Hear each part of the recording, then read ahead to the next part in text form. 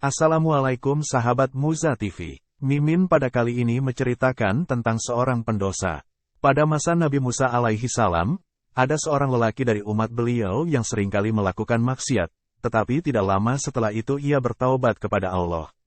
Sayangnya lelaki ini masih terkalahkan dengan hawa nafsu dan angan-angannya sehingga ia selalu mengulangi maksiat-maksiatnya. Namun demikian kesadarannya selalu muncul dan ia kembali bertaubat kepada Allah. Hal seperti itu terus berulang-ulang dilakukannya hingga 20 tahun lamanya. Suatu ketika Allah berfirman kepada Nabi Musa tentang lelaki itu, "Wahai Musa, katakanlah kepada hambaku si Fulan bahwa aku murka kepadanya."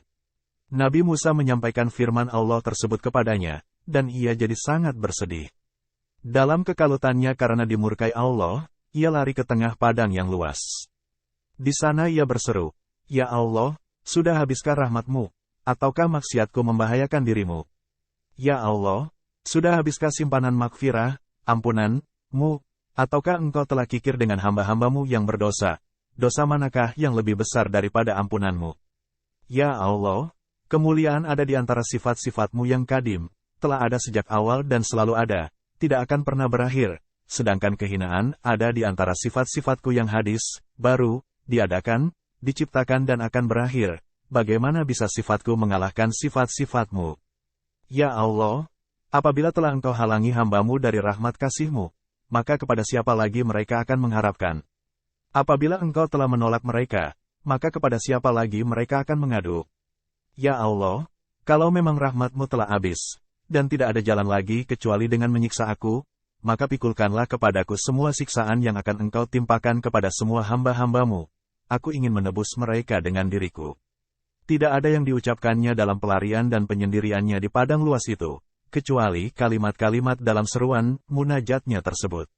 Ia diliputi dengan penyesalan sehingga terlupa, tidak pernah lagi, atau tidak sempat lagi berbuat maksiat. Setelah berlalu beberapa waktu lamanya, Allah berfirman kepada Nabi Musa, "Hai Musa, pergilah engkau kepada hambaku si Fulan di padang sana, dan katakan kepadanya, seandainya dosamu memenuhi bumi, aku akan tetap melimpahkan ampunan kepadamu, setelah engkau mengenaliku dengan kekuasaanku yang sempurna, ampunan dan rahmatku yang tiada batasnya." Memang, semua pertanyaan atau pernyataan dalam munajatnya tersebut, jawabannya adalah tidak atau tidak ada, dan itu benar-benar diketahuinya, dan ia sangat meyakini kebenaran itu.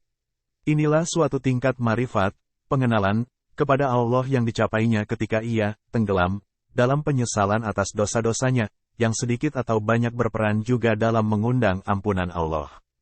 Dalam suatu kesempatan, Nabi pernah menyabdakan, bahwa tidak ada suatu suara yang lebih dicintai Allah daripada suara seorang hamba yang berdosa, kemudian bertaubat, dan ia sangat sering menyeru atau menyebut namanya, "Ya Allah, ya Allah, ya Tuhanku, ya Tuhanku, ya Rabbi, ya Rabbi." Maka Allah akan menjawab seruannya, walau hamba itu sendiri tidak mendengarnya, "Ya, ya, labaik, labaik, wahai hambaku, mintalah yang engkau kehendaki. Engkau di sisiku seperti sebagian malaikat-malaikatku, aku berada di sisi kananmu, di sisi kirimu, di atasmu dan sangat dekat dengan isi harimu. Wahai para malaikatku, saksikanlah, sesungguhnya aku telah mengampuninya."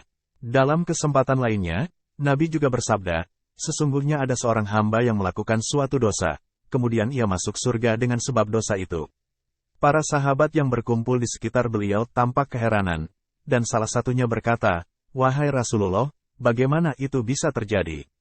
Dengan tersenyum Nabi bersabda, "Karena yang terpampang di depan matanya hanyalah bertaubat dari dosa itu, dan ia terus saja berlari dari dosa itu, hingga akhirnya ia sampai di surga."